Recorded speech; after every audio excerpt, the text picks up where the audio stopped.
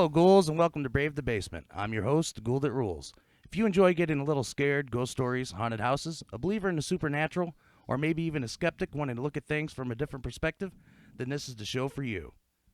Last week, we had a show about my grandma's house, and I talked about some family rumors, things that I had heard growing up, and some things that I actually experienced. And this week, we got a special guest, my Uncle Junior. Hey, Junior, how's it going? It's going good. Glad to be here on your show. Yeah, we're real excited to have you. My uncle, he grew up inside this house, and he experienced some things, and so we're just going to jump straight into it. About what age did you notice anything strange going on inside this house? When I first noticed it, I was 19 years old. There was always a lot of stories, but I acknowledged it and know for sure I saw something when I was 19. So what exactly happened when you was 19? I saw a man that was dressed like he was in the 1800s. I saw a few other men outside and also a woman. Now, if you want me to tell you the whole story, it's going to be a little bit wild. Yeah, we're ready. Okay, I was downstairs in a bedroom. I was down there with my girlfriend. I was on a Christmas break, and we were laying in bed, kissing, and just enjoying our company with each other. And all of a sudden, she jumped up. It literally freaked me out. She said, "There's a man at the bottom of the bed." And naturally, I assumed, this is nothing. I'm not going to worry about it, so I tried to calm her down. So she calmed down. We went back at kissing and stuff. 5 minutes later, she jumped again. I jumped. The electric went out. You heard some big fuse sound. I looked at the bottom of the bed, and there's a guy standing there, and it freaked me out. It was a really tall guy. It looked like he had some type of dress suit on. He looked like a guy from the 1800s or something. It scared me to death. Now, I heard many stories growing up, but maybe I was too young to really acknowledge it, or I didn't care. But that was my first actual experience. So did anything happen after you seen this guy, or did he just appear and then go away, or... He appeared, we hit our heads for a minute, and I just was sitting there literally thinking, this is odd. I just don't know what to do. We looked back up. He was gone. I got scared.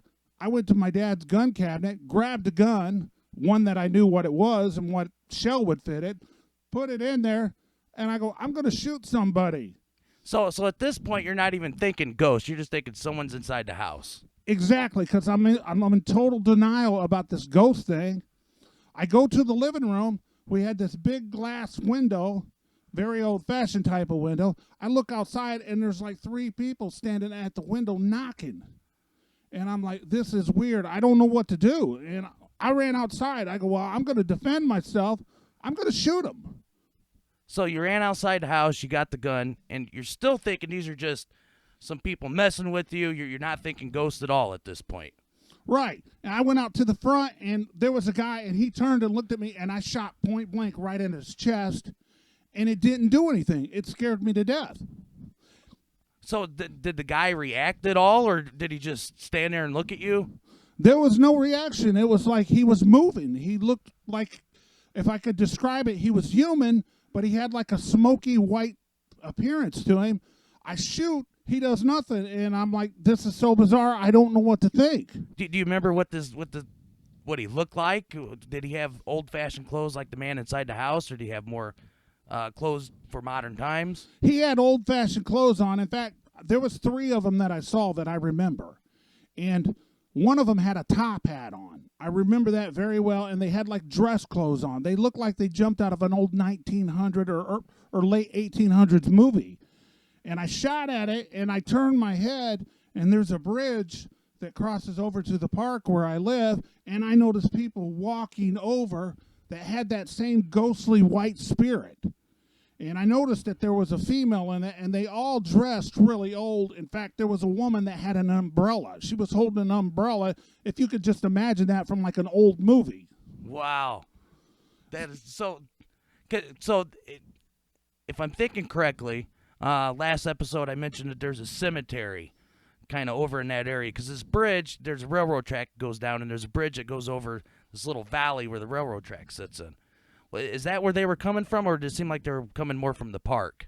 I believe they were coming from the cemetery. I don't have any evidence of the house being linked to the cemetery, but I definitely think they were coming from that cemetery. There was like a curve in the way they were walking, so you could tell they were coming from that angle of the cemetery. Wow. So now, also, I know that you have a story, and I've actually heard the evidence on this one. You and a friend were recording some music up in the bedroom in that house. And before we get into the actual story, let's talk about the equipment that you were using to record. So, if memory serves me, you had a keyboard doing the drum track. You were playing guitar. Your friend was singing. I think you were doing a little background singing. But the recording was being done on like old boombox, right? That's correct. So it's not like we're in the studio today. I got multi-track recording and I could do all sorts of things. And you didn't have that capability at that time. No, we had a straight cassette jam box.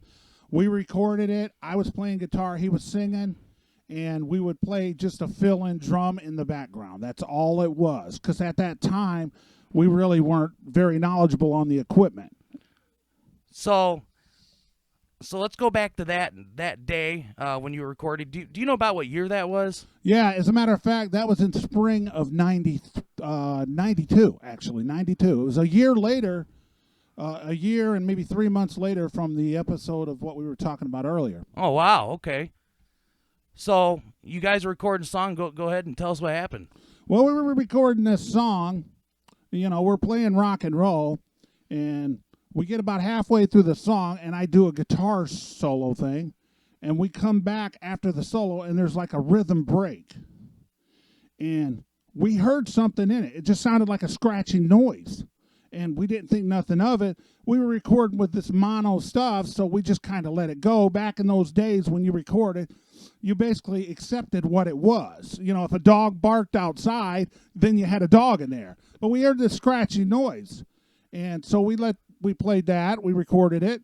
When we played it back at that scratching point after my guitar solo in that rhythm, you heard a voice in there, which ironic is because if you go back to the history of the house that I lived in, my father had papers on that house, and one of the guys that lived in that house back in the day, we're talking about a house that was built around 1848, that one of the guys was a musician, and he kept music equipment in that very room where we were recording, and you could hear a voice.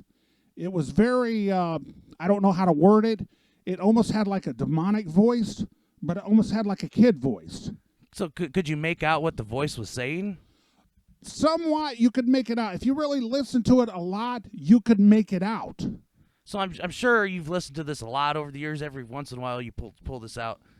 What do you think was being said on that recording? I really don't know. I mean, it sounds like you can make it out, but it sounds like you can't.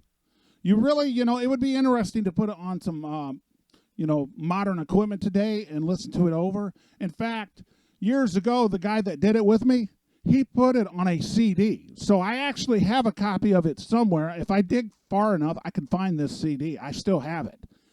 And I don't know. It just has a weird sound. And one day, we can sit down and experience that if you want, because I still have it. Actually, you played it for me before. I've heard it. Yeah. But it's been a long time since I heard it. Now, we talked a little bit about Mr. Sellers. Yeah. Okay. And so you know a little bit more about the history of Mr. Sellers than I do. What do you know about Mr. Sellers the ghost?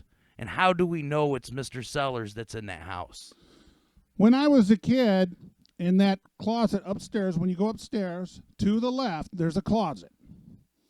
When you go in there, there are two photos. One photo shows a man with a kind of like a beard thing and with like a dress suit type thing on. I don't remember if he had a tie on or not, but it looks very dressy. And then there's a photo with like three photos of a child. But anyhow, I remember seeing this photo all the time, and my father showed it to us, but he told us not to mess with it, to just leave it alone.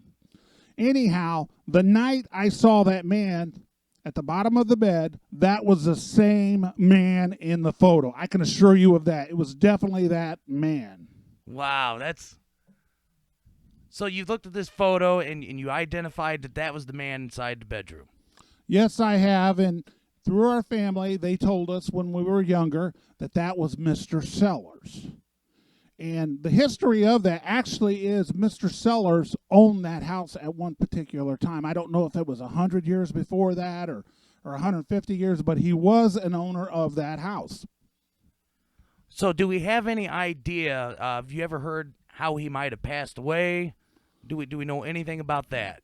No, actually, we don't. In fact, about 5 days ago, I went on Google to actually look it up, and I can't find anything about him. Now, maybe I can do some further and find it, possibly go to the Knox Library and, check that out.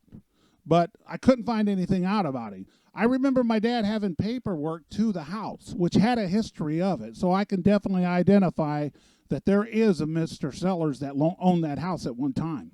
Now, what's interesting is since I've recorded the first episode of Brave the Basement, I actually had emailed to me the photos of the baby. Oh, really? Yeah, so I have the pictures of the baby.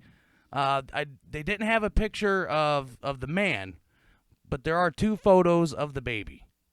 Unfortunately, there's not a year on it. I wish there was a year on it, but you could tell. I mean, not only is it a black and white photo, but just from the clothing that the baby's wearing, it's very old style clothing. Almost look like a little, because back then, if you look at a lot of baby pictures, boy or girl, they would always dress them like a dress.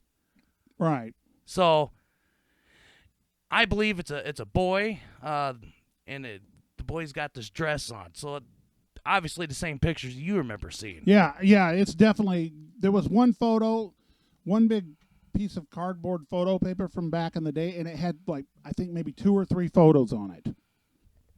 So to backtrack a little bit, because we were talking about the first experience that you had. You believe that you seen Mr. Sellers. You said that you went outside and you had a gun. Now, in the last episode, I had mentioned that you had slept in my driveway. Yeah. And so one thing I failed to explain in the last episode was your house was right across the street from mine. Right. So, and you're, what, 6'3", 6'4"? You're pretty... 300 pounds. So you're a big, strong guy. You've always been a big, strong guy. Right. And you were supposed to babysit me the next day. That's true. And when we woke up in the morning, your car and you are in the driveway and you're sleeping. Yes, that's actually correct. What happened was we were so scared. Like I said, there were a lot of stories growing up about the house. And, I just denied it. Maybe it's because I was a kid and I was too worried about maybe my mini bike or something. I don't know. But at that time, I saw something and I was scared. It got late that night. The electric did come back on the house, by the way.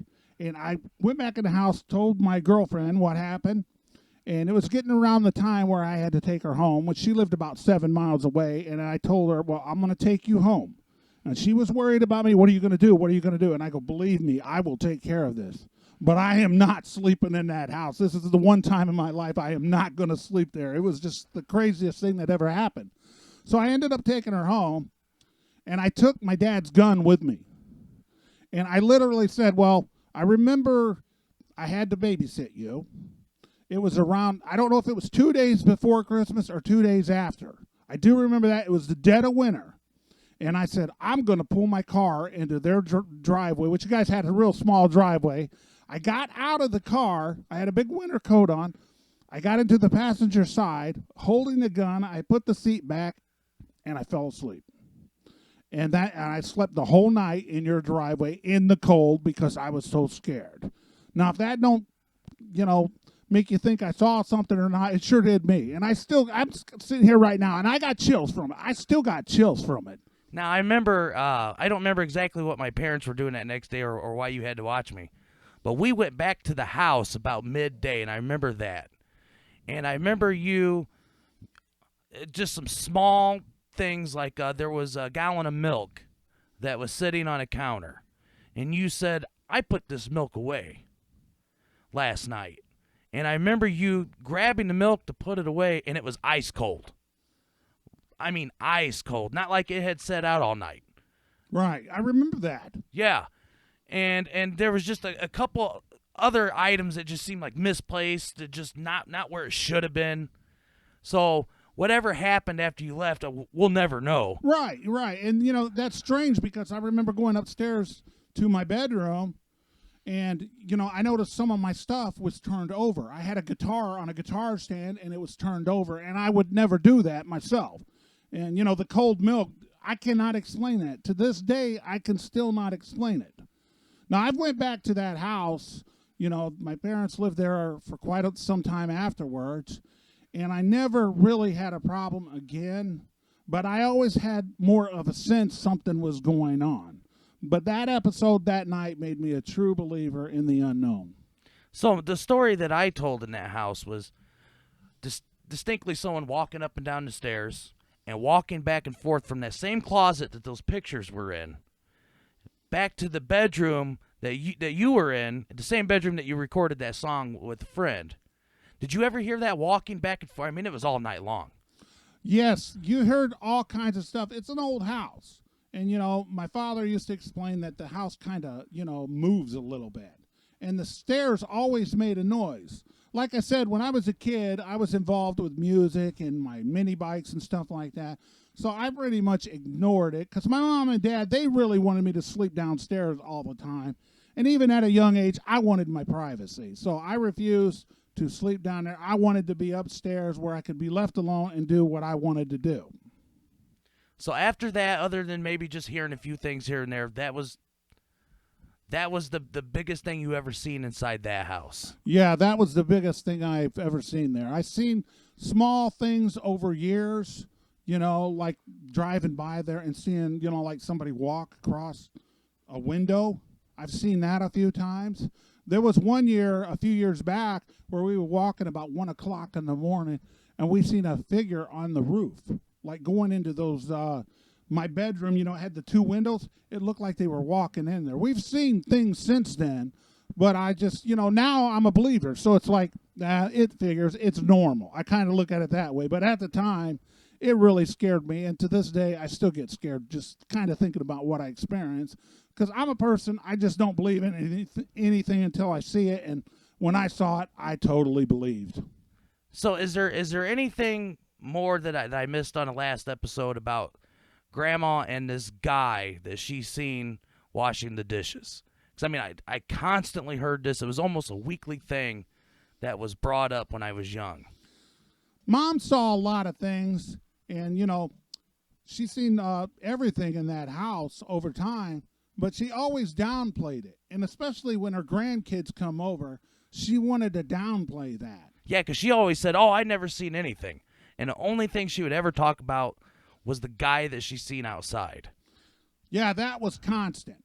And you can mention the second house next to us, which they had issues there as well. So it could have been part of that as well. But she always told me not to scare the kids by telling too much of what we may have seen or known. And that's exactly what I had always thought when Grandma would downplay all these things, because there was just too many stories in this house, things that you had seen, things that I had seen, things that your sisters have told. Because I'm not the only one that had the experience with someone walking back and forth. That actually came from one of your sisters as well. And I didn't hear that story until after it had happened to me. Well, Uncle Junior, I'd like to thank you for coming on the podcast today. It's been a real joy to have you. Hope to have you back again if you're willing to come back on Brave the Basement with us. Yes. All right. So if you'd like to become a Brave the Basement Ghoul, be sure to share this show on social media. You can go to bravethebasement.weebly.com and sign up for our newsletter to get all the latest news and updates when each episode has been posted. If you have a ghost story you would like to share with us, you can reach us at bravethebasement@gmail.com. Your story can make it on the show and be featured on the website. And that brings us to the end. We hope that we brought you just a little fright. And remember, when you are up late at night and you hear something in the other room that just doesn't seem right, it's okay if you need to turn on the light to protect yourself from things that go bump in the night. I'm your host, the Ghoul That Rules, and I hope you join us again. Until next time.